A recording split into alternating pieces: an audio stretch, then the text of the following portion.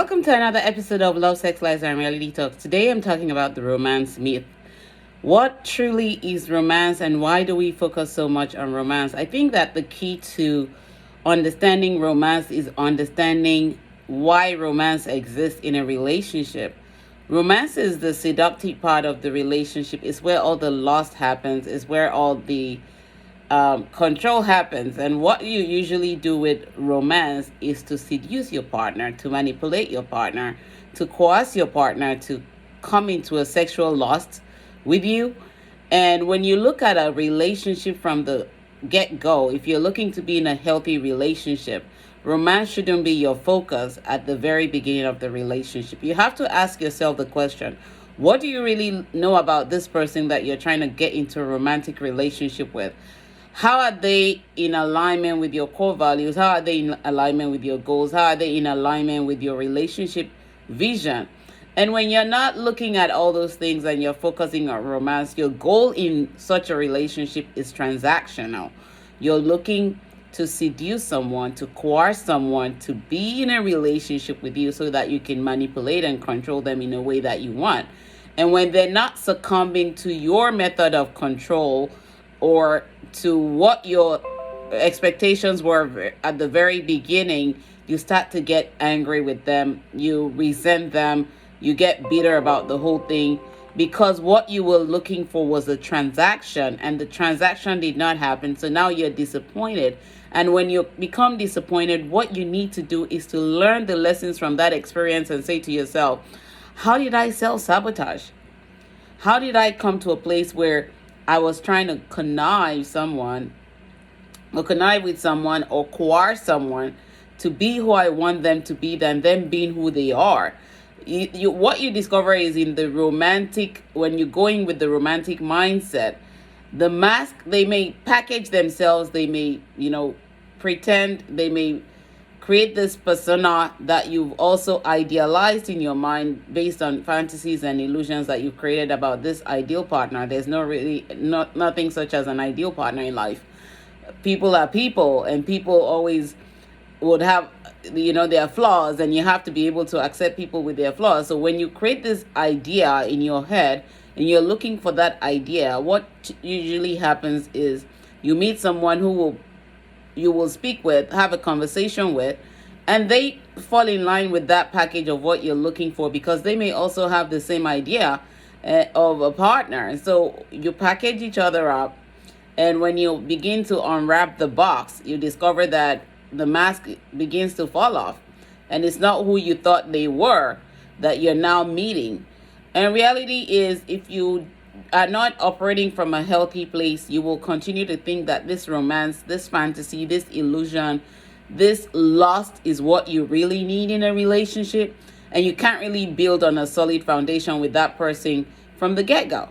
So what do you do in such an instance? Understand that romance is the seductive part of the relationship. Focus on what you're looking for that is going to be a mirror of yourself. Remember, we attract who we are, and we are who we accept. And so when you're looking to be in a space where you want to be in a healthy relationship, lay the foundation for yourself. Have healthy boundaries.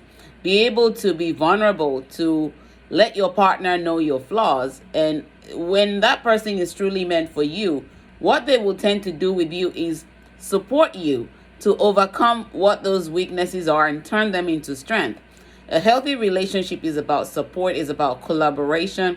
It's not about manipulation and control. It's about being selfless for the other person, being able to see them for who they are, understanding that they're never going to be perfect, and that you both can work on things together to get to where you both need to get to, while being patient with another, because patience is an attribute of love.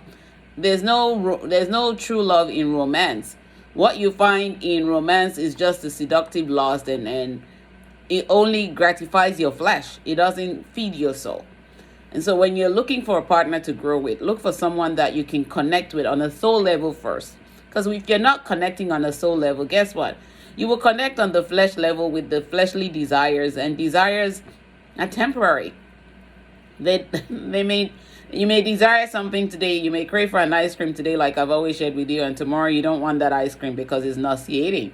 So you have to really focus on the long term, your needs that are going to be met. Your short term goals are temporary as well. Your long term goals, what your should be your relationship driver when you're looking to live a purposeful, a healthy, a lifetime relationship where you both become partners, you both collaborate together, you both grow together, you both support each other, and you both share the vision.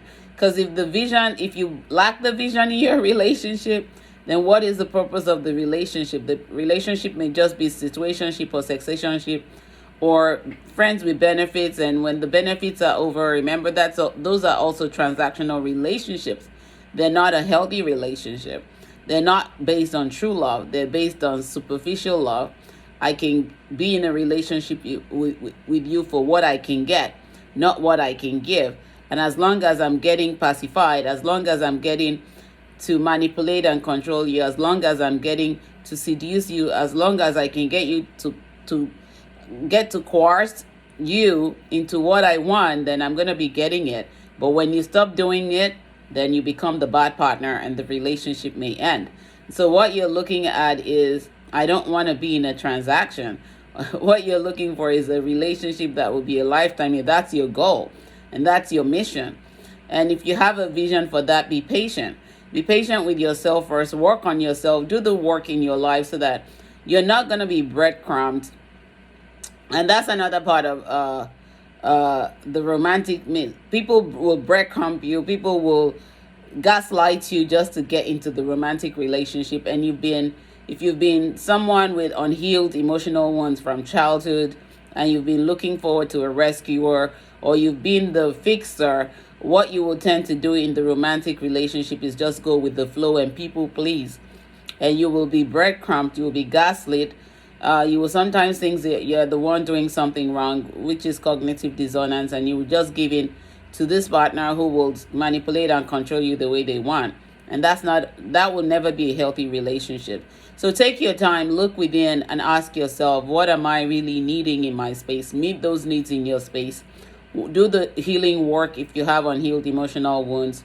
Don't look for a romantic relationship at the beginning. Look for somebody that you can build a solid foundation with and connect with their soul first. The soul says a lot more than the flesh does. And if you connect to the flesh, it's going to be superficial.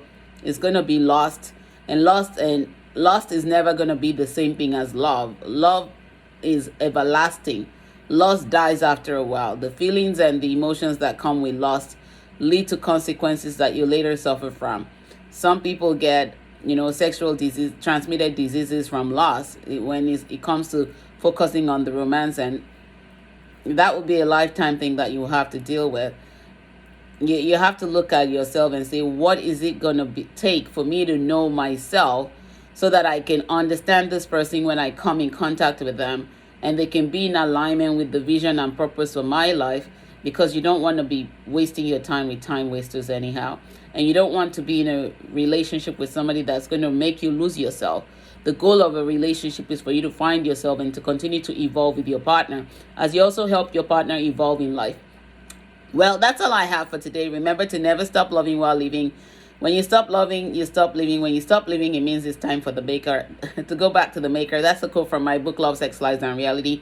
And if you need support to really work on these things, remember to feel free to email me, coaching@KemiSogunle.com, or go on my website, read the blog posts that I have.